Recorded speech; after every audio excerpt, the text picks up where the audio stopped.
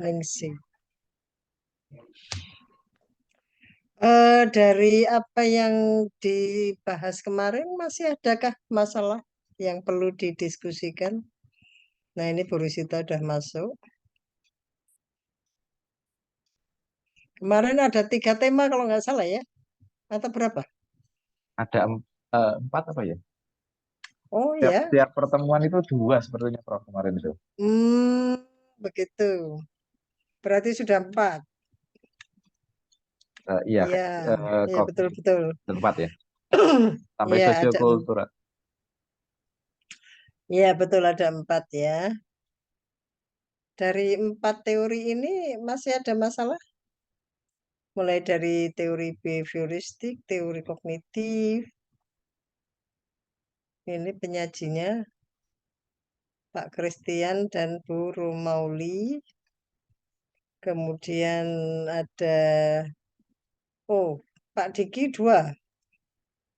Saya satu sama Bu Mbak Hani. Itu karena kemarin ada trouble, beliau hanya bisa pakai Oh HP, jadi saya begitu. mengirimkan. Oke. Nah dari 4 teori ini adakah masih ada masalah? Atau Saya sudah boleh clear? tanya sedikit, Prof. Mm-mm. Ya itu kan eh, kalau tidak salah itu untuk teori yang saya sampaikan, Mm-mm. konstruktivistik itu kan turunan dari kognitif ya, Prof. Ya. Betul. Tokohnya juga ada kemiripan itu. Nah, kira-kira kalau perbedaan paling mencolok yang antara kognitif dengan konstruktivistik itu di mananya, Prof? Oke. Nah, ini kan kita mempelajari banyak teori ya. Banyak teori, mulai dari teori yang paling tua, itu teori behavioristik, sampai teori-teori yang akhir-akhir ini, ya, sampai teori neuroscience. Pendekatan-pendekatan juga demikian. Ada pendekatan pedagogik, hitagogi yang terakhir ya, hitagogi, andragogi, dan sekarang ada hitagogi. Nah, sebetulnya dari sekian teori belajar itu kalau kita kelompokkan hanya ada 2 sebetulnya, yaitu teori behavioristik atau behaviorisme ya, dan teori kognitivisme. Hanya 2 itu. Behavioristik itu fokus perhatiannya pada perilaku, behavior, dan itu yang menjadi objek amatannya adalah para binatang, ya toh? Ada anjing, ada monyet, ada jadi para binatang yang diamati perilakunya lalu diterapkan pada manusia. Nah, itu teori tertua. Kemudian berkembang muncullah teori kognitivisme yang ditokohi oleh Piaget, teori kognitif. Nah, itu sudah masuk kajiannya pada bagaimana otak manusia itu bekerja. Jadi tidak semata-mata pada perilakunya, tetapi bagaimana otak manusia itu bekerja. Nah, karena teori kognitif itu lahir setelah teori behaviorisme, jadi Piaget itu termasuk bapak tokoh pertama yang menemukan teori kognitivisme. Dan itu yang menjadi penelitian, subjek penelitian itu anaknya sendiri, ya, teori kognitivisme. Nah, teori ini beranak pinak, ceritanya begitu, berkembang. Tapi kajiannya tetap pada bagaimana otak itu bekerja. Muncullah teori konstruktivisme, termasuk yang ditokoi oleh Vygotsky itu teori ko-konstruktivisme atau teori sosiokultural. Jadi lebih pada bagaimana mengkonstruk pengetahuan itu secara bersama-sama. Sedangkan konstruktivisme murni itu sebetulnya ya dekat dengan konsep-konsepnya Piaget, ya. Maka Vygotsky itu dikatakan sebagai konstruktivisme sosial atau sosiokultural. Karena di dalam mengkonstruk pengetahuan itu secara bersama-sama. Kalau yang sebelumnya konstruktivisme itu secara mandiri mengkonstruk pengetahuan. Ya, jadi itu induknya adalah teori kognitif. Ya. Kemudian muncullah teori humanistik, muncullah teori multiple intelligence, neuroscience dan sebagainya itu induknya pada teori kognitif. Jadi kalau misalnya saya punya anak, saya punya anak, ada berapa anak gitu ya. Yang satunya itu mendalami tentang ini, yang satunya lagi mendalami tentang ini dan sebagainya. Itu tapi induknya tetap teori kognitif. Begitu. Nah, memang tidak banyak ya kalau bukan orang psikologi yang memahami ini. Mestinya kronologinya ya dari tahun-tahun perkembangannya itu bisa diketahui mana yang lebih duluan lahir, berikutnya siapa tokoh-tokoh yang baru-baru sampai sekarang ini. Jadi seringkali ya kemarin ketika ada ujian ya, ujian disertasi. Kalau ada dosen apa penguji dari luar UNY mengatakan kalau sudah pakai konstruktivisme ya nggak usah pakai kognitivisme. Jadi kalau konstruktivisme itu lebih lebih menyoroti bagian tertentu konstruktivisme, sedang kognitivisme itu lebih inklusif, lebih umum sebetulnya. Di dalamnya ada teori-teori yang lain. Nah, itu pendapat dari penguji dari luar dan itu saya setuju seperti itu. Kalau sudah pakai humanisme ya kognitivisme nggak usah, konstruktivisme ya kognitivisme nggak usah. Gitu. Karena otomatis itu ada di dalam kognitivisme. Tetapi penguji yang lain yang dari internal UNY malah ya enggak tetap menggunakan dua teori itu katanya. Ya saya kalau bagi saya ya cukup konstruktivisme saja, tidak perlu kognitivisme. Kecuali kalau tidak menggunakan konstruktivisme itu menggunakan kognitivisme ya silahkan boleh. Bisa apa yang saya jelaskan itu dipahami? Oke, artinya berarti masing-masing teori itu eh, yang lahir belakangan itu merupakan penyempurna begitu ya. Jadi tidak perlu diperdebatkan apa gimana? Lebih pada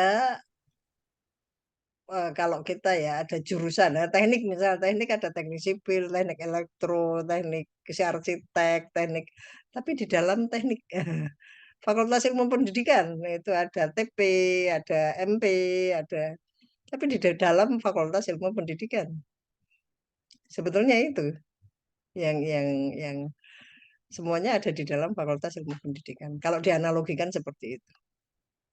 Baik, Prof. Terima kasih. Oke. Gimana Ibu Rosita? Sudah siapkah dengan materinya? Silahkan bisa kita diskusikan sambil menunggu buka puasa. Oke, silahkan. Baik, Bu. Mohon maaf tadi telat, Bu. Nggak apa-apa, kita Eh, maklum semuanya bekerja ya. ya, ya. Saya Terikat izin. pada tanggung jawab yang lain. Oke, silakan, silakan. eh,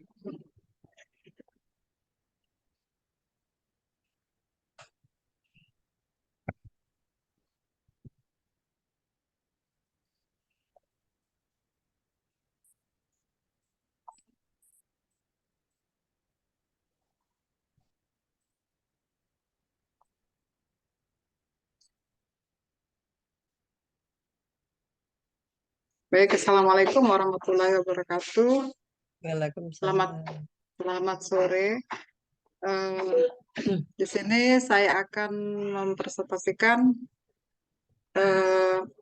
teori belajar humanistik.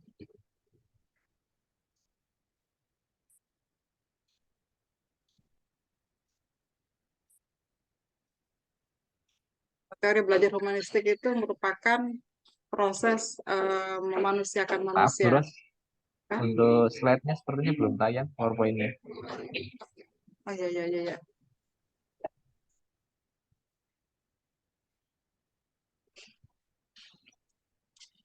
Belum ya? Bentar. Bisa sudah ya, Pak? Keluar dulu, Bu. Stop sharing, kemudian masuk diulangi sharingnya setelah di slide-nya udah di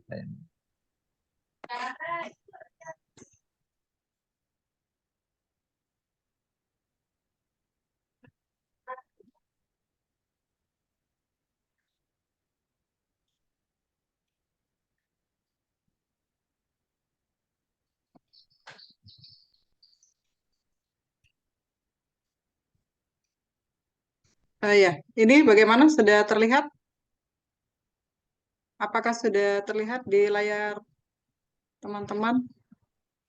belum, Bu. Atau Pak Diki bisa membantu diambil Oh, dari gitu. PPT Saya ini, share. grup ya, di Oh ya, grup WA itu.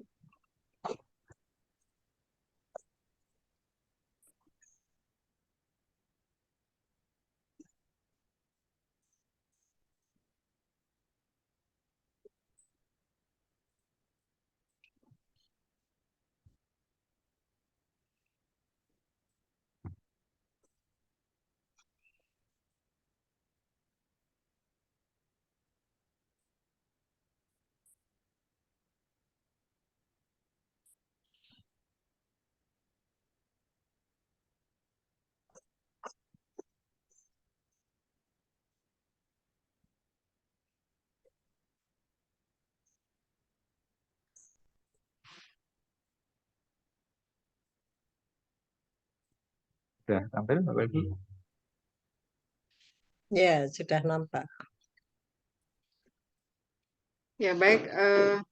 Saya ulangi lagi di sini saya akan mempresentasikan salah satu teori belajar yaitu teori belajar humanistik.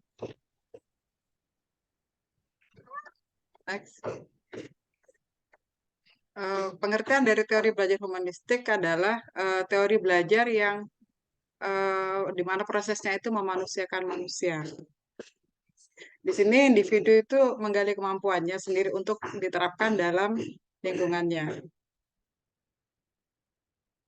Next.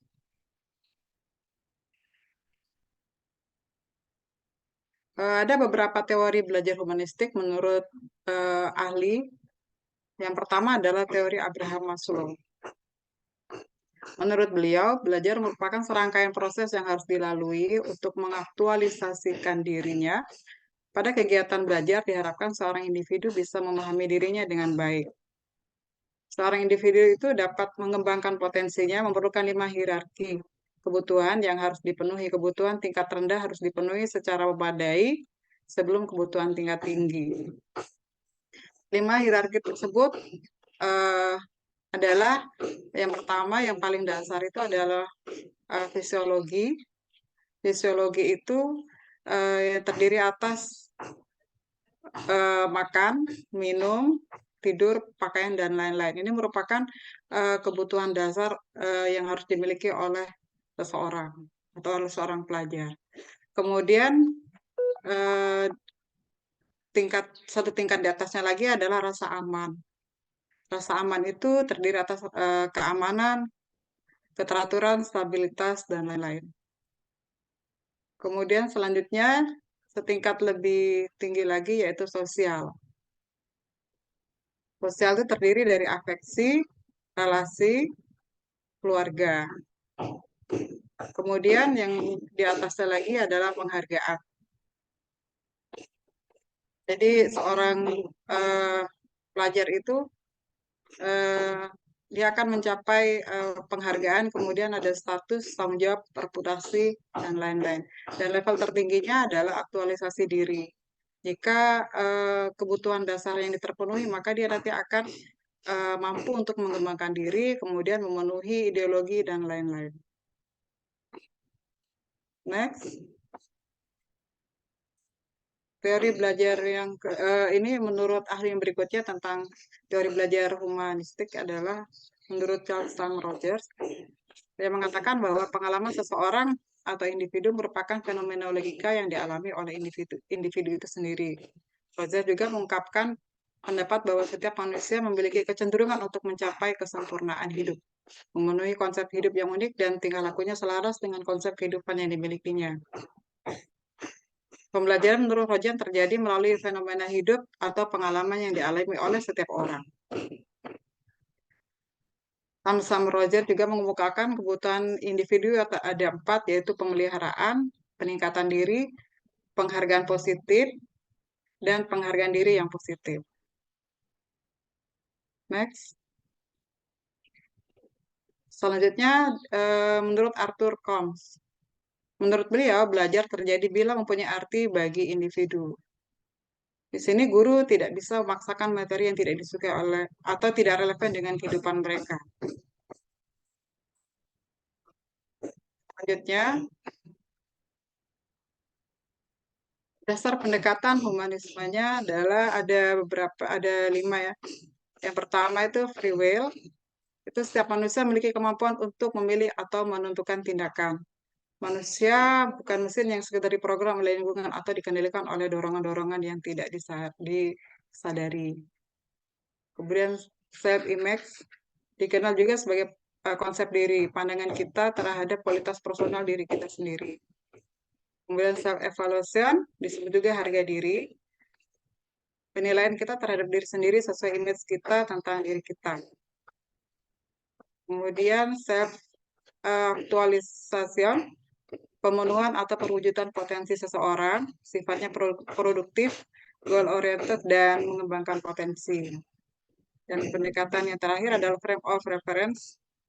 Para humanis biasanya menggunakan empati untuk memahami dunia dari sudut pandang orang lain. Selanjutnya, next.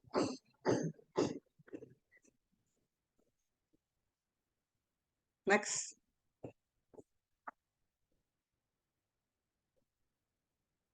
Ya. Karakteristik teori humanistik itu yang pertama memprioritaskan perspektif diri pada setiap diri individu. Yang kedua mendahulukan peningkatan dalam self-control. Yang ketiga memfokuskan pada fungsi afektif dan kognitif. Yang keempat mementingkan adanya pengenalan diri dan self-image. Yang kelima memfokuskan pembelajaran pada tekad dan motivasi pribadi siswa. Selain itu mengutamakan siswa atau manusia sebagai pribadi yang unggul dan memprioritaskan ilmu pengetahuan dasar dan pengalaman. Next. Adapun prinsip teori humanistik, yaitu belajar akan menjadi kegiatan yang menyenangkan bila siswa tahu manfaat belajar itu sendiri. Kemudian belajar adalah salah satu sifat alami manusia untuk dapat bertahan hidup. Yang ketiga, ketika siswa dikembangkan untuk menjadi manusia yang percaya diri, maka mereka otomatis akan menjadi pribadi yang reflektif atau mudah mengintrospeksi. Aktivitas belajar akan bisa mengubah pemahaman tentang diri peserta didik. Kemudian penyesuaian dalam belajar akan cepat dipahami bila permasalahan yang ada di luar siswa bisa dikurangi. Peserta didik akan tenang dan mudah memahami dalam belajar ketika lingkungan dalam dan luar dalam keadaan aman. Kemudian aktivitas belajar akan menjadi bermakna jika apa yang dipelajari siswa memiliki koneksi dengan kehidupannya sehari-hari. Jadi di sini siswa itu akan merasa nyaman, merasa tertarik jika ketika mereka belajar itu berkaitan dengan kehidupan mereka sehari-hari. Kemudian belajar akan lebih efektif bila siswa langsung mempraktekannya. Ya, ini yang jadi lebih baik lagi jika mereka bisa mempraktekannya, sehingga apa yang mereka pelajari itu menjadi lebih bermakna, mereka juga bisa mengingatnya menjadi lebih lama diingat.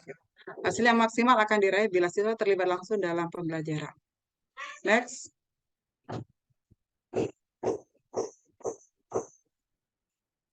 Adapun implementasi teori belajar humanistik, yang pertama memberi perhatian dan motivasi. Jadi di sini peran guru sebagai fasilitator itu memberikan perhatian dan motivasi kepada seluruh siswa yang peserta didik yang berada di kelas. Kemudian guru membantu untuk memperoleh dan memperjelas tujuan-tujuan perorangan di dalam kelas dan juga tujuan-tujuan kelompok yang bersifat umum. Kemudian di sini guru juga memahami karakteristik dari siswa yang akan kita ajar. Selain itu juga guru mengatur dan menyediakan sumber-sumber untuk belajar. Dan selain itu guru juga dapat menyesuaikan dirinya bersama siswanya. Jadi tidak terlalu membatasi diri dengan siswanya. Kemudian di sini guru juga berbaur dengan siswanya, berkomunikasi dengan sangat baik bersama siswanya. Selanjutnya dapat memahami dirinya dan tentunya agar dapat memahami siswanya. Dan yang terakhir, dalam penerapan teori belajar humanistik, proses lebih diutamakan daripada hasil. Jadi hasil itu mungkin akan menjadi urutan yang kesekian. Di sini lebih ditekankan bagaimana seorang siswa itu untuk mendapatkan hasil itu melalui proses. Jadi prosesnya itu komunikasi antara siswa dengan guru, kemudian bagaimana proses kegiatan pembelajaran itu berlangsung, itu lebih diutamakan dari teori humanistik ini. Next. Adapun proses penerapan teori humanistik itu meliputi yang pertama, guru merumuskan terlebih dahulu tujuan belajar di kelas. Jadi apa yang akan disampaikan, seperti apa nanti kegiatan pembelajaran di kelas itu harus dirumuskan terlebih dahulu sebelum masuk ke kelas. Kemudian selanjutnya mengusahakan partisipasi aktif siswa melalui kontrak belajar yang bersifat jelas, jujur, dan positif. Dan tahap berikutnya adalah mendorong siswa untuk mengembangkan kesanggupan siswa untuk belajar atas inisiatif sendiri. Dan yang terakhir, mendorong siswa untuk peka, berpikir kritis, memaknai proses belajar secara mandiri. Selanjutnya, dari teori belajar humanistik ada kelebihan dan kekurangannya. Untuk kelebihannya, yang pertama, ketika kita menggunakan teori belajar humanistik, bersifat pembentukan pribadi, jadi kepribadian siswa itu akan terbentuk. Kemudian hati nurani, ada perubahan sikap, ada analisis terhadap fenomena sosial. Siswa merasa senang, berinisiatif dalam belajar. Kemudian guru menerima siswa apa adanya, memahami jalan pikiran siswa. Selain itu, siswa juga mempunyai banyak pengalaman yang berarti. Dan yang kelima, menjadikan siswa lebih kreatif dan mandiri, membantu siswa memahami bahan belajar secara lebih mudah. Yang keenam, indikator dari keberhasilan aplikasi ini ialah siswa merasa senang dan bergairah. Kemudian adanya terjadi perubahan pada pola pikir siswa. Dan selanjutnya siswa diharapkan menjadi manusia yang bebas, berani, tidak terikat oleh pendapat orang lain, dan mengatur pribadinya sendiri secara tanggung jawab tanpa mengurangi hak-hak orang lain, atau melanggar aturan norma, disiplin, atau etika yang berlaku. Dan yang terakhir, siswa dituntut untuk berusaha agar lambat laun mampu mencapai aktualisasi diri dengan sebaik-baiknya. Next. Sedangkan kekurangan dari teori belajar humanistik adalah yang pertama, bersifat individual. Yang kedua, proses belajar tidak akan berhasil jika tidak ada motivasi dan lingkungan yang mendukung. Dan yang ketiga, sulit diterapkan dalam konteks yang lebih praktis. Yang keempat, peserta didik kesulitan dalam mengenal diri dan potensi-potensi yang ada pada diri mereka. Yang kelima, siswa tidak mau memahami potensi dirinya, maka mereka akan tertinggal dalam proses belajar. Yang keenam, untuk siswa yang tidak aktif atau malas belajar akan merugikan diri sendiri dalam proses belajar. Yang ketujuh, peran guru dalam proses pembentukan dan pendewasaan kepribadian siswa menjadi berkurang. Dan yang terakhir, keberhasilan proses belajar lebih banyak ditentukan oleh siswa itu sendiri. Semakin siswa itu aktif, semakin siswa itu mampu untuk mengaktualisasikan dirinya, maka keberhasilan dia untuk mencapai tujuan dari pembelajaran itu akan lebih mudah lagi. Next.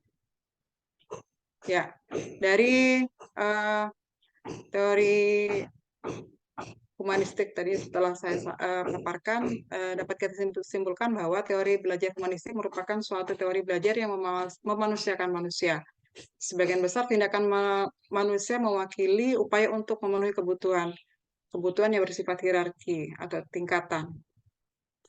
Maslow mengurutkan tingkatan kebutuhan menjadi 5 tingkatan, yaitu fisiologi, rasa aman, sosial, penghargaan, dan aktualisasi diri.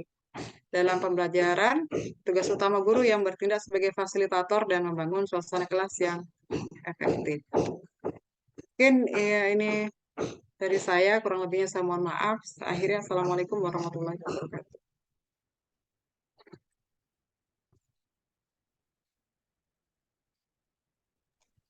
Oke, bisa kita diskusikan apa yang sudah ditayangkan tadi. Silahkan.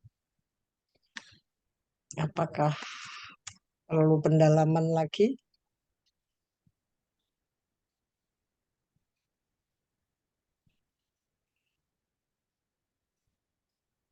Teori humanistik. Prakteknya di sekelas-kelas gimana?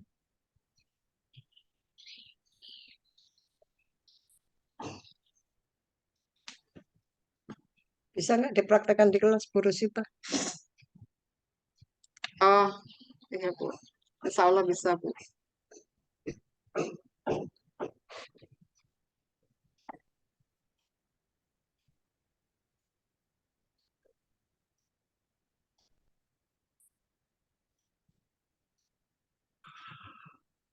Silakan, yang lain. Yang bertanya Bu Rosita. Ya. Ini jelas dari paparan Ibu, berarti kalau tidak salah saya menangkap, kalau untuk apa ini humanistik itu lebih dekat ke konstruktivistik ya Bu ya. Karena yang disampaikan ada keaktifan siswa dan bisa mengaktualisasikan diri begitu. Itu yang pertama, yang kedua kaitan dengan yang sekarang berkembang, berarti kurikulum merdeka itu juga mengadopsi humanistik ya, betul ada tidak? Iya. Ya, terima kasih Mas Diki. Kebetulan sekolah kami belum mengimplementasikan kurikulum merdeka. Insya Allah tahun ajaran nanti akan menggunakan kurikulum merdeka. Tapi saya sudah membaca sedikit tentang kurikulum merdeka. Jadi pada kurikulum merdeka itu merupakan bagian dari penerapan teori belajar humanistik, di mana siswa itu diberikan kesempatan untuk mengeksplor kemampuannya. Kemudian juga dikaitkan dengan kearifan lokal.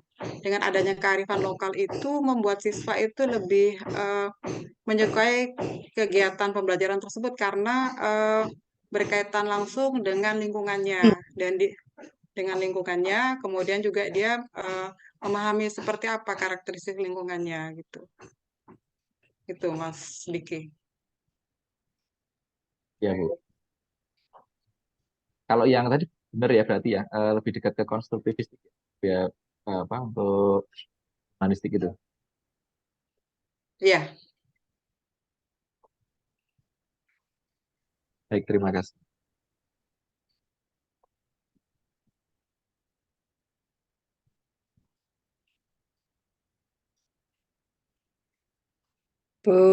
Romauli, ada diskusi tentang ini?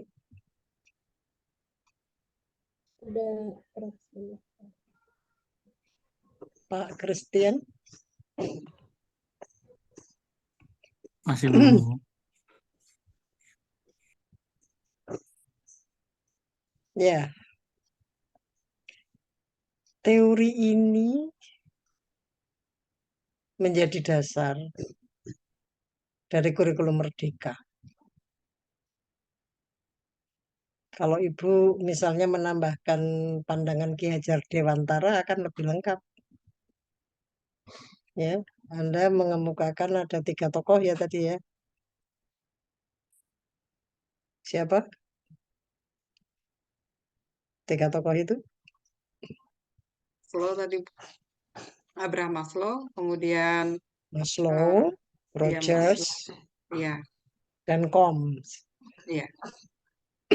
Nah, ini kalau Anda tambahkan Ki Hajar Dewantara, lengkap. Ya. Jadi kurikulum Merdeka yang dikembangkan sekarang ini sebetulnya mengakomodasi teori humanisme, dan pandangan Ki Hajar Dewantara itu menjadi apa? Dasar. Ya. Hanya waktu itu Ki Hajar Dewantara mengemukakan merdeka belajar dalam konteks penjajahan. Ya, jadi tujuannya bagaimana masyarakat rakyat Indonesia itu bisa belajar dengan baik. Maka ada istilah merdeka belajar. Nah, itu sebetulnya menjadi dasar dari kurikulum Merdeka yang juga mengakomodasi pemikiran-pemikiran para ahli ini. Ada Maslow, ada Rogers, dan ada Combs. Itu jelas itu di dalam apa naskah akademiknya kurikulum Merdeka itu. Nah, tapi memang dalam penerapannya belum belum mulus ya, karena pendidikan kita itu sekian puluh tahun itu lebih dekat dengan behaviorisme. Jadi untuk bergeser ke konstruktivisme saja masih agak kedodoran, agak kesulitan. Apalagi masuk ke humanisme. Oleh sebab itu saya tadi tanya pada Ibu, bisakah diterapkan ini di konteks pendidikan kita sekarang? Ini kalau saya mengamati apa yang Ibu sampaikan tadi, kekurangannya banyak ya. Ada 7 ini bersifat individual. Proses belajar tidak akan berhasil jika tidak ada motivasi dan lingkungan yang mendukung. Ya, kalau itu tanpa pembelajaran mungkin terjadi. Ya. Tapi kalau pembelajaran kan yang tidak termotivasi menjadi motivasi. Teorinya Keller, model pembelajarannya Keller itu anak-anak yang tidak memiliki motivasi belajar menjadi bermotivasi belajar. Jadi guru-guru kita itu masih menyalahkan siswa ketika siswa tidak memiliki motivasi belajar. Padahal motivasi belajar itu bisa diciptakan melalui pembelajaran yang menarik. Dan penghargaan-penghargaan, kemudian perlakuan yang humanis, itu akan memotivasi. Ya. Kemudian sulit diterapkan dalam konteks yang lebih praktis. Betulkah kekurangan dari teori ini? Kekurangan yang ketiga, sulit diterapkan dalam konteks yang lebih praktis. Gimana menurut pandangan yang lain? Sulit nggak diterapkan di Ya, diterapkan dalam kenyataan sehari-hari. Sulit nggak?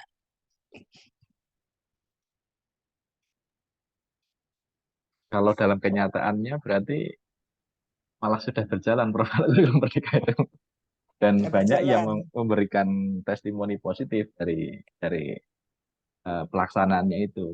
Walaupun tetap ada negatifnya, tapi positifnya tetap lebih banyak.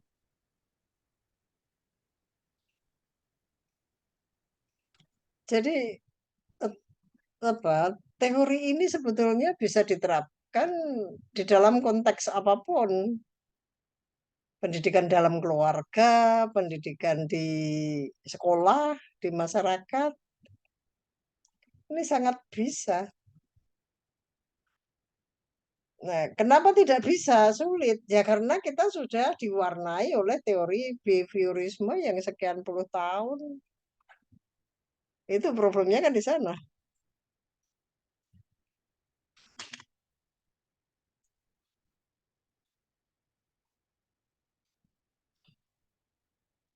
Dan memang teori ini sangat memperhatikan masing-masing individu siswa. Jadi tidak menyamakan, tidak memperlakukan yang sama terhadap semua pribadi siswa. Ini karena ya humanis tadi, karena setiap individu kan berbeda.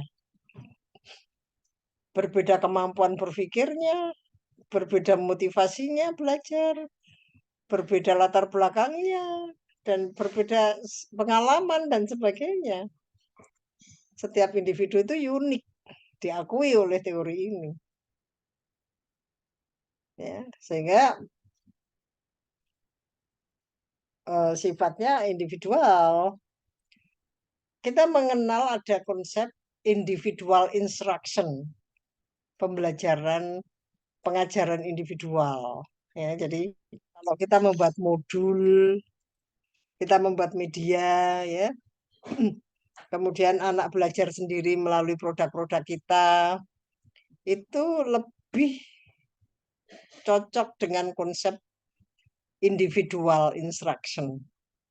Tanpa guru, dia bisa mempelajari materi-materi yang kita rancang dalam bahan-bahan ajar itu. Tapi kita juga mengenal ada konsep individualized instruction. Itu maksudnya apa? Walaupun pembelajaran itu diterapkan di dalam kelas, ya, secara bersama-sama, tapi guru tetap memperhatikan masing-masing individu. Nah, ini konsep-konsep teori humanistik itu ada di situ.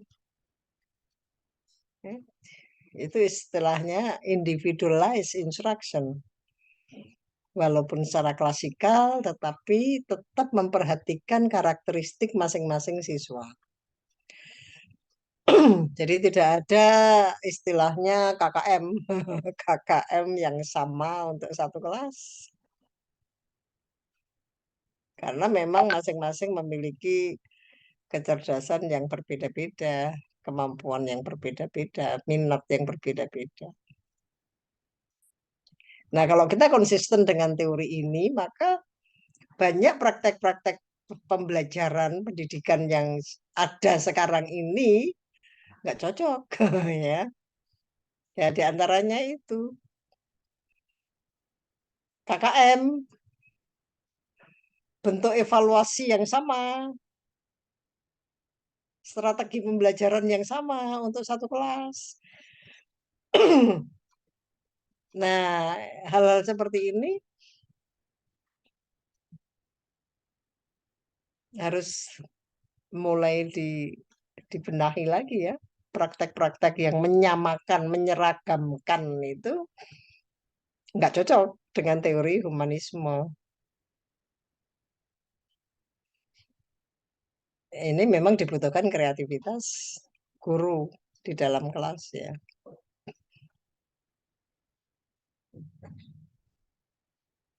Nah, di keluarga itu juga bisa ya, sangat bisa diterapkan teori-teori seperti itu.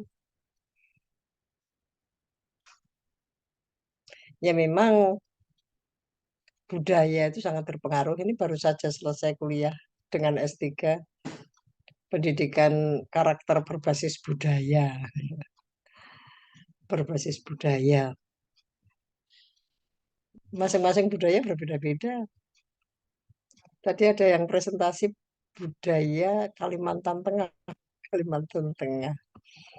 Bagaimana, kalau Bu Rusita dari Kalimantan mana? Kalimantan, sebenarnya Kalimantan Timur, Bu, tapi tugasnya di Oh, Kalimantan Utara. oh gitu ya. Tadi ada yang menjelaskan budaya Kalimantan Tengah. Bagaimana eh, budaya itu dijadikan dasar dalam pembelajaran. Macam-macam budaya kan di sana. Nah, humanisme sangat memperhatikan karakteristik masing-masing individu. Bu Rusita dari Kalimantan Timur. Bu Hani dari yang dari Magelang, Pak. Diki Saya, ya. Bu. Nggih. Bu Romauli dari Tarakan. Dari Tarakan. Bu Hani dari mana? Lupa saya. Saya dari Denpasar, Ibu. Oh, oh betul, Denpasar. Ingat saya dari Denpasar. Artinya masing-masing budaya itu kan berbeda-beda. Nah, ini juga perlu dipahami oleh guru. Pak Christian dari mana kalau Pak Christian? Pak Christian dari Kalimantan ya? Sama Kalimantan atau dari mana itu? Saya aslinya Sulawesi Utara, Bu. Oh, Cuma Sulawesi kebetulan Utara. berdinas di Kalimantan Utara. Oh, Kalimantan ya. Oke, oke, oke. Ini orang-orang Kalimantan berkumpul di sini. Ya. Intinya adalah teori ini menghargai karakteristik masing-masing individu. Intinya di sana. Sehingga pembelajaran pun harus disesuaikan. Nah, kalau kita memiliki siswa satu kelas, katakanlah, lalu kita lakukan assessment dulu sebelum pembelajaran. Dari sisi motivasinya, dari sisi kemampuannya, kita assess minatnya. Lalu kita punya data kan? Kita punya data. Ternyata mata pelajaran ini, materi ini ya misalnya, ini materi apa ini? Redoxon. Di meja saya ada redoxon. Ketika akan mempelajari ini, ternyata di kelas saya itu banyak yang belum paham ini apa. Tapi ada 3 orang yang sudah paham, sering menggunakan. Yang lainnya pernah mendengar. Artinya ada beberapa anak yang setiap hari sudah menggunakan ini. Yang lain belum pernah. Apa itu? Nah, itu hanya salah satu contoh aspek pemahaman terhadap materi yang akan kita pelajari. Belum minatnya, belum latar budayanya, belum yang lain-lain. Tadi saya membaca teorinya Maslow. Teorinya Maslow ya. Kan ada berapa tadi? 5 ya, 5 tingkatan ya. Tingkatan kebutuhan. Pertama kebutuhan filosofis. Ketika kebutuhan filosofis ini belum terpenuhi, dia nggak akan mencari rasa aman. Ya. Ketika filosofis sudah terpenuhi, baru mencari rasa aman. Begitu juga ketika ras filosofis, fisiologis dan rasa aman itu sudah dimiliki, baru dia menginginkan tingkat-tingkat yang lebih tinggi sampai pada aktualisasi diri. Sehingga dari hasil penelitian saya meneliti di beberapa sekolah SD ya, yang hidup segan mati tak mau. Sekolah-sekolah itu hidup segan mati tak mau di Jogja kota, di kota Jogja.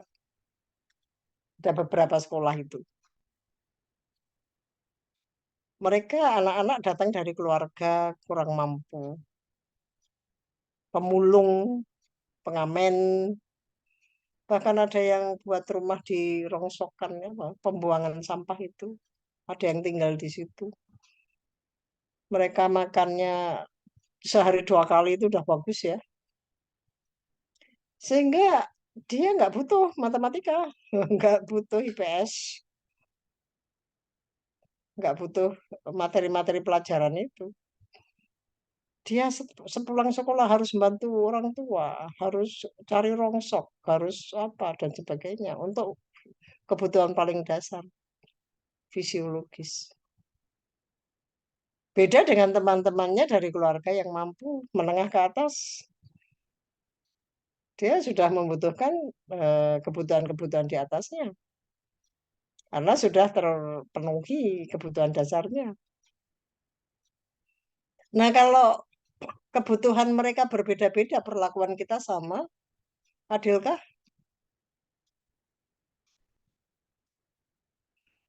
Nah, hal-hal ini ya seperti apa yang kita amati di kelas-kelas kita itu perlu dipahami sehingga perlakuannya dan tuntutannya akan berbeda. Maka banyak praktek-praktek pendidikan sebetulnya nggak manusiawi. Banyak yang nggak manusiawi. Ya. Nah, kurikulum Merdeka itu sebetulnya ingin mencoba mempraktekkan teori ini. Awalnya banyak mendapat penolakan karena standar-standar itu. Adanya standar-standar itu yang kadang-kadang nggak cocok dengan teori humanistik.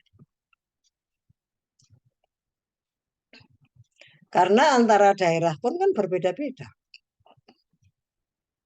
Nggak tahu di Kalimantan Utara, di Kalimantan Tengah, atau di Tarakan, saya nggak tahu. Tapi banyak teman-teman yang di ED itu ya. Jadi kalau UNY ke utara ada 2 gang di situ. Nah, di situ ada semacam LSM ya. Itu anak-anak muda di situ banyak yang lulusan S2. Mereka sering ke daerah-daerah, ke daerah ke Kalimantan juga, termasuk saya pernah ke Tarakan, kemudian nyebrang sampai apa namanya Malino, Bu. Malino juga. Sampai ke Malino saya sampai ke sana. Kemudian ada itu teman-teman itu ke daerah Papua, ke Nias, yang daerah-daerah itu 3T itu ya. Nah, di sana pendidikannya seperti apa?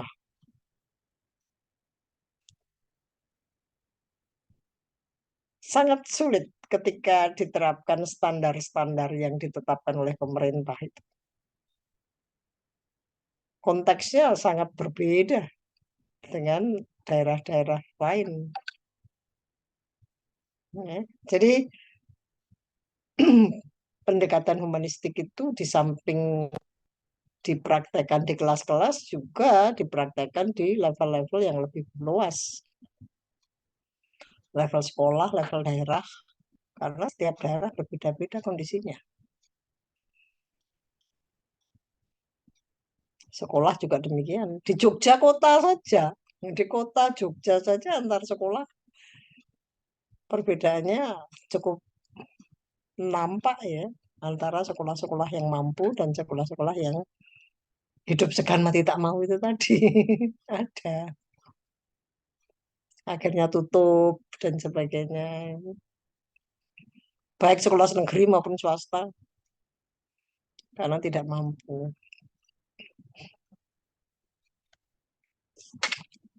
Oke, ada komen tentang ini teori ini?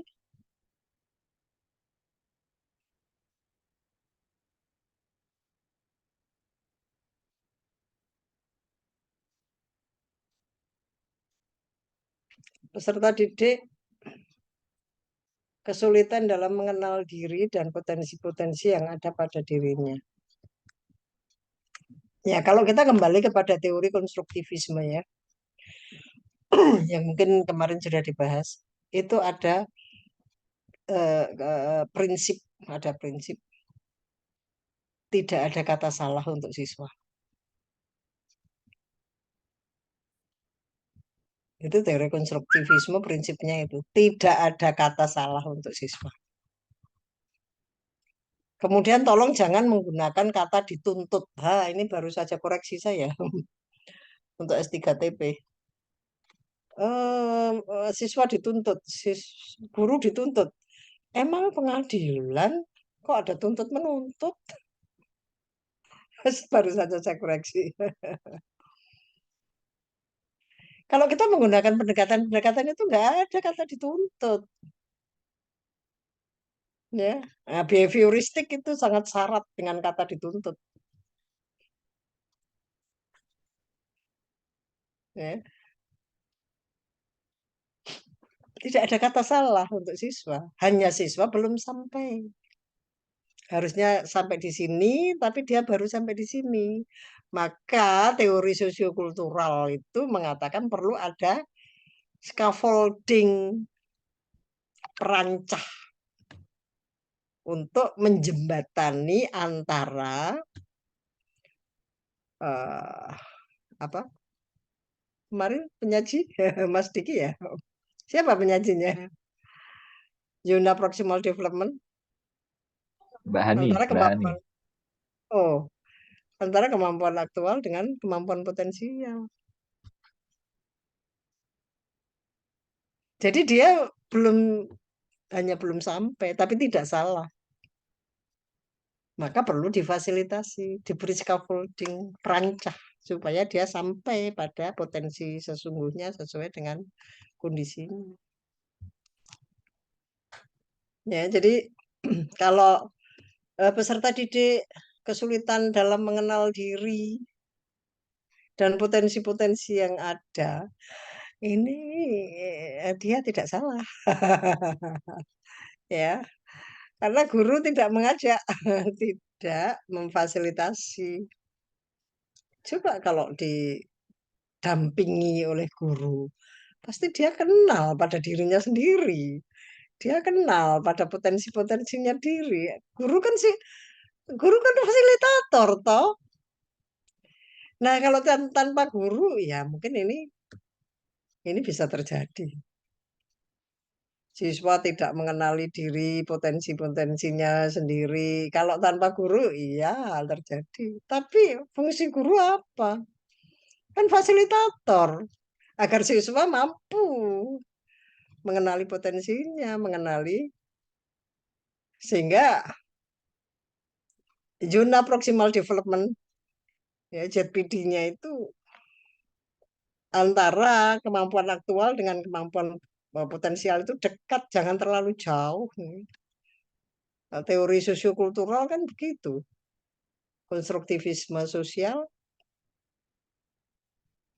agar ZPD-nya itu tidak terlalu jauh. Nah, ini peran guru. Peran guru itu. Jadi kekurangan-kekurangan seperti ini sebetulnya kalau siswa sendiri tanpa ada fasilitator guru ya bisa terjadi. Siswa tidak mau memahami potensi diri. Saya kemarin baru bilang ke anak saya ya. Karena anaknya itu, cucu saya itu kalau nggak mau makan ya didiemin aja sama pengasuhnya. Dek, mau makan nggak? Enggak. Mudah, titik. Dek, makan nggak? Udah siang. Nggak mau. SD. Ya kalau seperti itu, saya suruh ganti pembantu kemarin. Ganti aja pengasuh, saya bilang gitu. Kemarin sore datang ke rumah. Nggak kreatif dia. Mestinya kan Apalagi mamanya dokter, bapaknya arsitek itu kan artinya apa di kulkas itu penuh dengan berbagai macam makanan gitu loh. Tapi kalau anaknya bilang nggak mau, udah titik, dia main HP sendiri, pengasuhnya itu. Saya minta untuk diganti. Karena nggak kreatif. Coba misalnya, mau nggak ini nugget? Enggak, aku nggak suka nugget. Nah, kalau yang ini ikan ini enak loh kalau dibuat ini. Akhirnya kan dia jatuh cinta pada salah satu, ya toh. Nah, kalau ini nggak mau, ini nggak mau, ini kalau ini bagus. Artinya guru kan perannya seperti itu toh. Sampai siswa itu mau gitu. Jangan dibiarkan seperti itu. Anak nggak mau memahami potensi dirinya. Ya, kalau itu gurunya nggak kreatif, ya terjadilah itu. Jadi tidak ada kata salah untuk anak. Ya, teori konstruktivisme dan teori humanisme itu tidak ada kata salah. Yang nggak profesional adalah gurunya. Kalau sampai terjadi seperti ini. Siswa tidak aktif dan malas belajar. Ya, karena gurunya nggak profesional. Terjadilah itu. Ya. Oke, ini saya menyoroti apa yang tertulis itu ya, kekurangan-kekurangannya itu. Kita memang harus re apa? Rekonstruksi, redefinisi, praktek-praktek teori-teori pembelajaran kita itu. Baik itu dipraktekkan di rumah, di sekolah, di masyarakat, di ekskul atau di apa saja. Pendekatan mana yang harus dipakai, teori apa yang harus menjadi dasar. Nah, ini yang belum lama lulus bimbingan saya kebetulan dari MP, manajemen. Dia mengembangkan model sekolah yang menyenangkan. Sekolah yang menyenangkan sehingga anak-anak itu joyful di dalam belajar. Akhirnya dia kemarin beberapa hari yang lalu, Ibu, ini sudah turun apa namanya sertifikat hak cipta. Bagus lah, bisa ya dikembangkan sehingga anak-anak itu senang gitu ya. Biasanya kalau anak-anak yang malas berangkat itu karena di sekolah kayak penjara, gurunya galak, gurunya ya nanti kita belajar neuroscience ya, guru-guru yang galak itu ya, guru-guru yang keras itu merugikan negara itu sebetulnya. Karena menjadikan anak-anak tidak belajar dengan optimal. Nah, kalau guru itu keras ya, galak, itu gelombang otak itu anak-anak pada posisi beta. Posisi beta itu nggak bisa untuk belajar. Tapi kalau gurunya humanis, itu posisi gelombang otak anak pada kondisi alfa, itu kondisi yang paling cocok untuk belajar. Nah, di dalam menciptakan model-model pembelajaran dan model-model pendidikan di sekolah itu memiliki komitmen yang bersama, komitmen yang sama antara pengelola sekolah ya, mulai dari kepala sekolah, guru-guru dan sebagainya itu memiliki panduan. Dibuatlah panduan bagaimana menciptakan lingkungan sekolah yang ramah, menyenangkan. Itu kemarin sudah lulus itu ya dari MP. Pembelajaran yang menyenangkan juga bisa, sangat bisa. Begitu. Oke, adakah diskusi tentang ini? RPP-nya gimana? Oh, ya harus ada, harus ada. Pembelajaran tanpa perencanaan nanti serong kemana-mana, nggak fokus. RPP yang humanis seperti apa? Seperti apa, Bu Rosita? RPP yang humanis?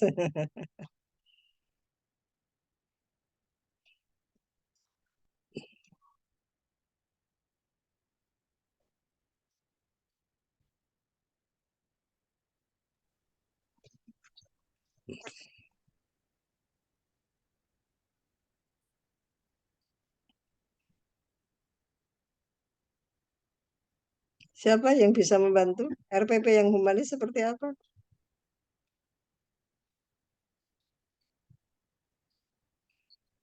Wah, ini nggak tahu Ibu ambil sumbernya dari mana ya? Implementasi teori belajar humanistik. Memberi perhatian. Oke, bagus. Memberi perhatian dan motivasi, membantu untuk memperoleh penjelasan. Oke. Memahami karakteristik siswa ya, mengatur dan menyediakan sumber-sumber untuk belajar ya, dapat menyesuaikan diri bersama siswanya. Gitu. Bagus, berbaur dengan siswanya, berkomunikasi dengan sangat baik, iya. Bentuknya seperti apa nih? Berkomunikasi dengan siswa, ini ada gambarnya. Jadi dengan siswa itu begitu dekatnya ya guru ya, Iya, Bu. dapat memahami dirinya dan agar dapat memahami. Oke. Ya, jadi teori humanistik itu intinya adalah memanusiakan manusia. Emang selama ini belum jadi manusia, kemudian dijadikan manusia. Casingnya manusia, casingnya, tapi dalamnya nggak tahu. Bisa kan? Casingnya manusia, dalamnya binatang, bisa kan? Bisa nggak? Itu lihat di sinetron-sinetron itu.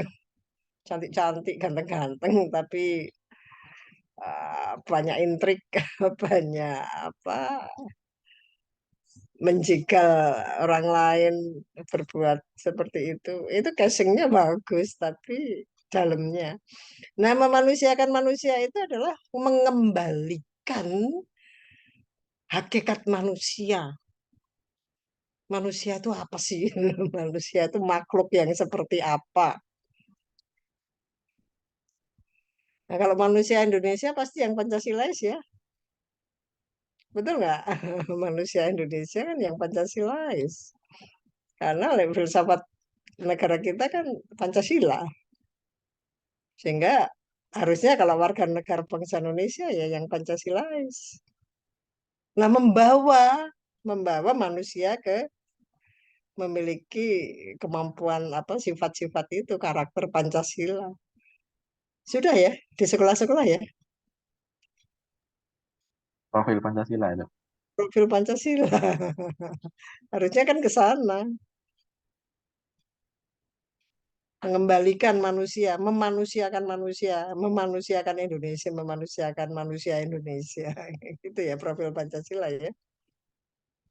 Ya, itu tujuannya. Manusia yang begini, yang begini, yang begini, kan begitu toh? Manusia yang seperti apa sih profil pelajar Pancasila itu kalau didefinisikan?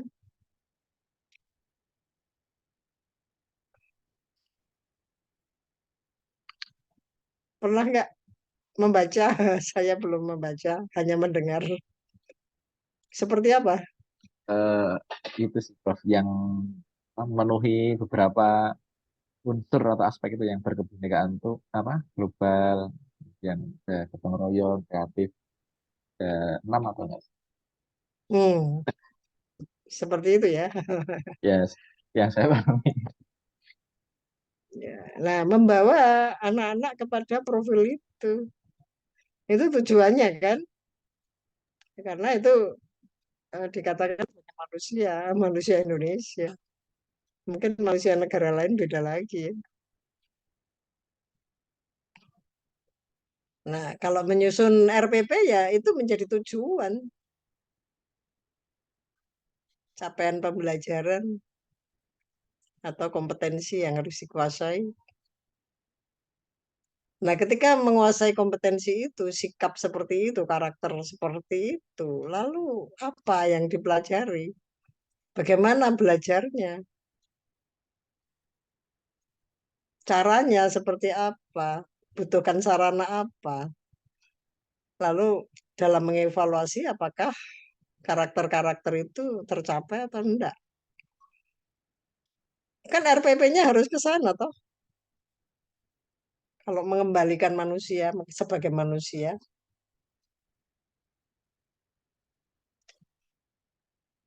Nah, silakan itu dicoba. Dicoba. Nah, saya ingin tahu. Saya ingin belajar pada Anda. Gimana nyusun RPP yang memanusiakan manusia Indonesia? Tolong ya, dipraktekkan ya. Hmm. Karena saya nggak ngerti, memang saya belum melakukan penelitian seperti apa para guru itu membentuk pelajar Pancasila itu yang seperti apa. Belum melakukan penelitian. Penasaran, saya pengen melakukan penelitian itu. Sudahkah itu dilakukan? Jangan hanya melakukan tanpa persiapan. RPP itu penting loh. Sangat, sangat penting. Nanti kalau nggak pakai RPP ya nggak mencapai tujuan.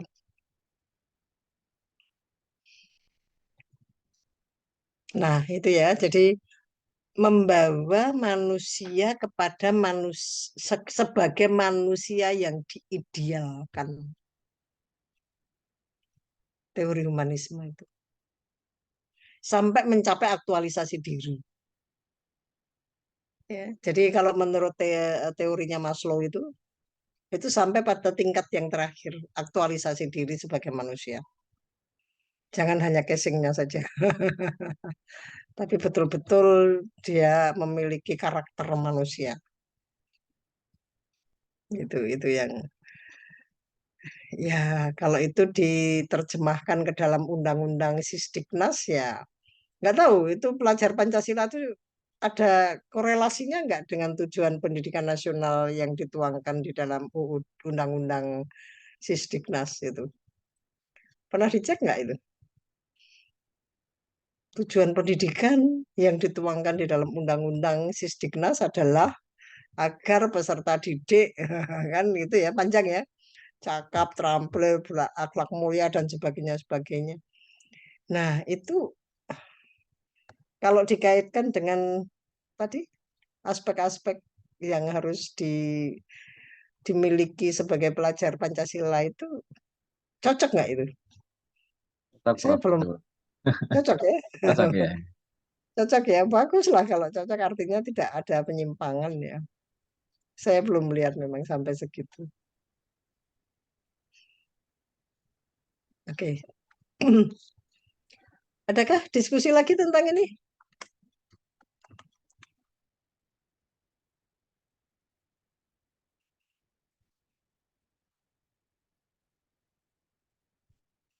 Bu Umi Hani sudah membaca materinya Bu Rosita Enggak, Bu. Dari WhatsApp. dari WhatsApp sudah dipahami? Iya, dan mendengar diskusi mencoba memahami, Bu. Lebih lanjut lagi. Adakah pertanyaan atau apa yang perlu didalami? Izin bertanya sedikit, Prof. Oke, silakan. Ini ada yang mengganjal. Tadi kan eh, untuk apa humanistik itu memenuhi kebutuhan belajar individu ya, Prof. Mm-mm. Tiap anak punya kemampuan beda, jadi bisa ditamakan.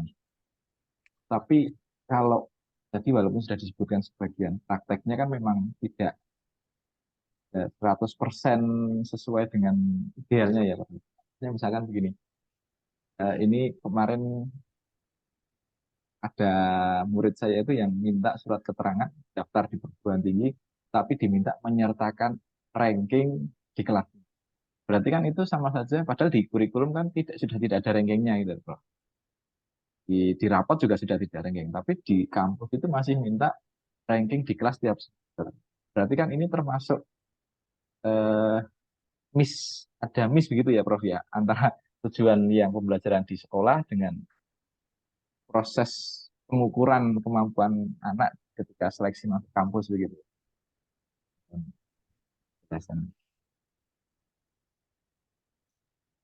Ya, maka saya katakan tadi ya, banyak malpraktek pendidikan di Indonesia itu. Jadi malpraktek itu tidak selalu ada di dunia kesehatan, kedokteran, di dunia pendidikan banyak sekali. Saya mengajar etika pendidikan dan etika profesi, TP, banyak sekali pelanggaran etika. Anak-anak TK itu kan tidak boleh ya diajarkan membaca, menulis, berhitung. Ya toh? Tapi di SD ketika mereka masuk persyaratannya itu. Jadi TK terpaksa harus mengajarkan itu. Sebetulnya nggak masalah. Belajar membaca, menulis, berhitung itu nggak masalah. Hanya caranya yang harus manusiawi. Begitu. Cucu saya TK udah bisa baca koran. Tapi dia sendiri, ya, belajar sendiri. Mulai dari musik, apalagi sekarang ada video-video ya, ABC dan sebagainya itu ya. Itu belajar dari situ. Bahkan cucu saya yang keberapa sampai yang keberapa itu kalau ketemu asik banget, bahasa Inggris aktif. Saya sampai nggak ngerti tuh ngomong apa. Karena mereka happy banget ya komunikasi seperti itu di antara kakak saudaranya. Nah, ketika berhitung, membaca, menulis itu dipelajari sendiri dan orang tua memfasilitasi, itu bagus banget. Tetapi ketika dia diajarkan seperti kelas besar, ayo kamu duduk, tulis ini. Nah, itu ya nggak boleh. Ini hitung, ini sama ini ditambah ini berapa. Itu yang nggak boleh. Jadi kalau mereka belajar sendiri dengan media-media yang diciptakan oleh para teknolog pendidikan, pembelajaran, dan mereka happy dengan seperti itu, sangat baik.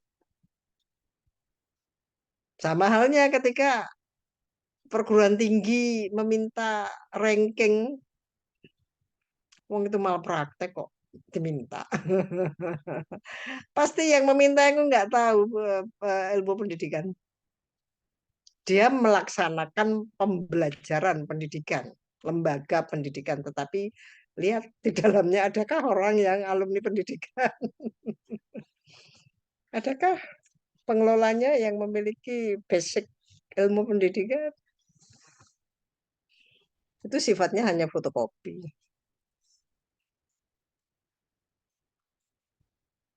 Kira-kira nggak ada dasar keilmuannya. Banyak praktek-praktek seperti itu yang tidak ada dasar konseptual atau keilmuannya. Nah, tugas kita, tugas kita ya meluruskan hal-hal seperti itu. Caranya gimana? Banyak cara. Tulis tuh di jurnal, di media-media sosial, melalui seminar dan sebagainya. Untuk menyadarkan, jangan sampai terlalu banyak malpraktek pendidikan dan pembelajaran. Itu Pak Diki. Ya, Bro. Tugas kita ya untuk itu. Masih ada? Saya boleh menanggapi, Prof. Oh, boleh, sangat boleh. Kalau saya lihat pendekatan humanis ini, kalau misalnya pernah dengar itu ada Montessori. Montessori ini sepertinya hampir mirip berlandaskan atas teori belajar humanisme sih. Kalau saya lihat Ya. ya, Prof. Ya. Karena anak-anak di satu kelas, dia punya anak-anak kan berbeda berbeda-beda gitu. Tapi guru itu Hmm. membebaskan anak-anak ingin bermain, belajar seperti apa. Nah, itu sepertinya bagus, bukan bagus sih, dilandaskan atas teori ini kalau Montessori. Dan itu sangat berhasil untuk anak-anak, terutama pada eh, pembelajaran motorik juga, terus gimana anak-anak bisa bekerja sama dengan teman-temannya, dan bagaimana anak happy, bahagia juga kalau belajar. Kadang anak-anak kalau misalnya belajar ke Montessori bukannya malah nggak mau, tapi malah ayo, ayo, seperti itu sih pada umumnya. Nah, sementara di Indonesia itu Montessori itu sangat mahal. Gitu. Ya, ya mahal, Iya, mahal sekali. mahal sekali. Tapi untuk Betul. perkembangan individual anak itu memang bagus sekali karena guru itu sebagai fasilitator dan melihat perkembangan anak secara individual. Begitu. Ya, ya betul. Apa yang dikatakan Bu Hani ya, cucu saya itu masuk TK ini Bambini Montessori itu mahal banget itu memang di Jogja. Karena peralatannya mahal sekali, Prof. Betul di Bambini Montessori itu. Dan mereka aktivitasnya memang real.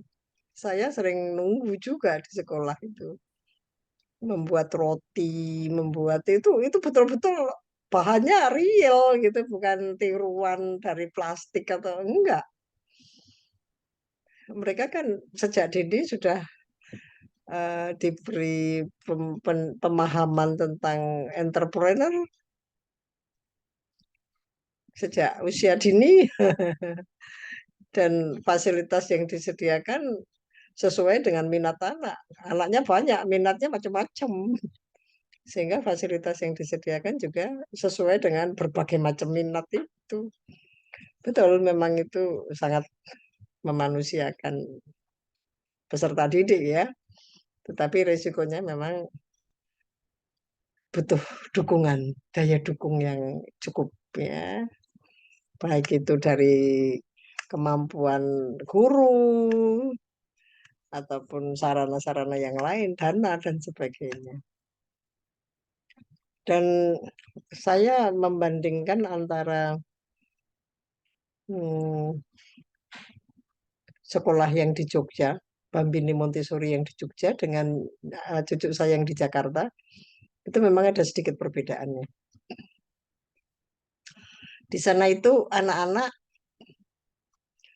walaupun itu sekolahnya relatif maju ya di Jakarta itu, tapi anak-anak juga diajak ke sawah, ke kebun. Mereka berinteraksi langsung dengan para petani, bagaimana menanam ini, menanam itu. Walaupun di kota besar tidak ada, tapi mereka diajak pergi ke suatu tempat untuk langsung. Nah, ini kan dibutuhkan daya dukung yang cukup ya. Kemudian saya melihat juga, saya mengikuti waktu itu. Anak-anak diberi uang 20.000 masing-masing. Tahun berapa ya? 2 tahun yang lalu. Sebelum pandemi pokoknya, sebelum pandemi. Saya nganter cucu saya itu. Diberi uang 20.000 untuk berbelanja di supermarket. Ada yang beli wortel, ada yang beli keju, ada yang beli ini. Itu dia harus bertanggung jawab. Untuk apa? Kamu membeli wortel? Kan mama suka masak sayur ini. Gitu. Jadi ada alasan mereka itu membeli sesuatu itu. Terus kalau nanti sudah kamu beli, untuk apa? Ya. Jadi perkembangan potensi anak-anak itu memang optimal ya dengan sarana-sarana seperti itu, daya dukung seperti itu. Ya, ini yang kadang-kadang masih jauh dari pemikiran para penyelenggara pendidikan pada umumnya ya. Sekolah-sekolah kita pada umumnya masih eh, ketat dengan pendekatan lama ya. Yang menggunakan pendekatan baru itu bisa diidentifikasi nggak banyak. seperti itu. Oke, ada lagi? Bu Romauli, gimana Tidak ada di daerahnya? Di daerahnya. Kalau saya perantau juga ya, Prof. Perantau juga. Tapi kan bisa mengamati toh lingkungannya seperti apa begitu. Iya, karena kalau saya kan dari Jawa Barat, jadi pas datang ke Tarakan shock juga sih. Oh gitu. Mungkin cara iya cara bicaranya ya kan, Prof. Kalau di Jawa Barat kan halus-halus seperti itu. Mungkin cara bicaranya kaget juga. Penyesuaian, penyesuaian. Iya, Lam- penyelesaian. Lama-lama akhirnya sesuai juga. Semuanya kan bangsa kita ya. Iya, Prof. Ya, berbahagialah bisa mengenal banyak teman di satu Nusantara. Tidak hanya terkungkung di apa di rumah, sekitar rumah. Oke, kita sampai jam berapa? Kita kan sampai 1, jadi bisa 4 menit lagi. Oh ya, 4 jam 4:40. Begitu. 16.20 buka kalau puasa itu berapa menit ya, Iya, Bu? kalau puasa Satu gitu nggak tahu durasinya atau satu bagaimana. kurangi Berapa menit? Kan kalau normalnya kan biasanya 1 jam 40 menit. Mm-mm. Terus sekarang dikurangi berapa?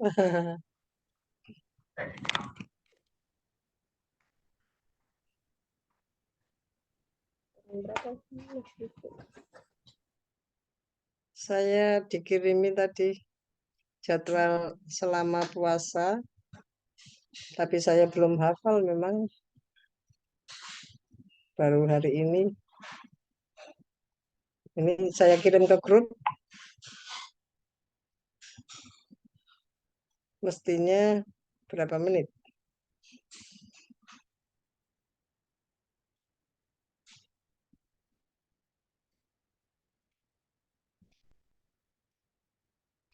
Satu jamnya tetap 50 menit ya? Atau gimana? Ngitungnya seperti apa ini? jadi 40 ya. 50. 40 toh. 7.30 sampai 8.10 berarti 40 menit ya. Oh begitu ya. Berarti ini harusnya Eh, 16.20. 40 ya, 40 menit ya, dikurangi 10 menit ya. Ya.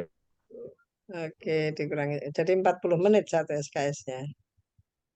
Sehingga waktu kita sudah habis ya. Iya, 16.20 berarti 80 Harusnya menit. 16:20. Oh, kebablasan. Enggak apa. Oke, karena Bu Umi Hani juga terlambat jadi jadi pas. Baik, kita sudahi kalau begitu. Silakan Bu Rosita ditutup.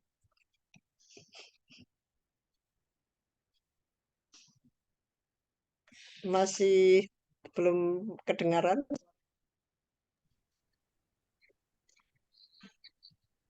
Baiklah, teman-teman, marilah kita tutup kegiatan perkuliahan kita sore hari ini.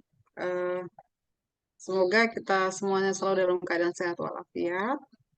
Sebelum kita tutup, marilah kita berdoa menurut agama dan kepercayaan kita masing-masing. Berdoa dimulai.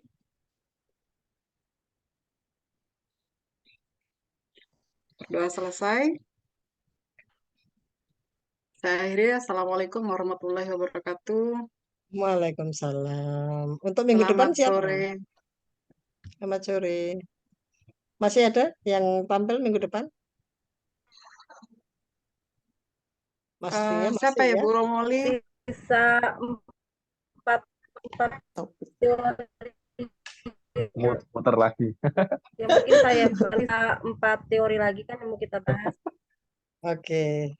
Berarti siapa? Saya aja. Begitu ya. Tentang apa? Tentang ini Prof, ke teori belajar ini kecerdasan ganda. Oh, kecerdasan ganda. Oke. Ya, multiple intelligence. Bagus ini ya. Ini banyak juga yang sudah mengangkat menjadi disertasi dan tesis. Multiple intelligence. Oke, silahkan disiapkan untuk kita konsumsi minggu depan. Gitu ya. Selamat sore semuanya. Terima kasih, Selamat sore, Prof. Prof. Terima kasih, Prof. Terima kasih, Prof. Sebentar lagi. Mari, Prof. Terima kasih. Baik, saya live ya.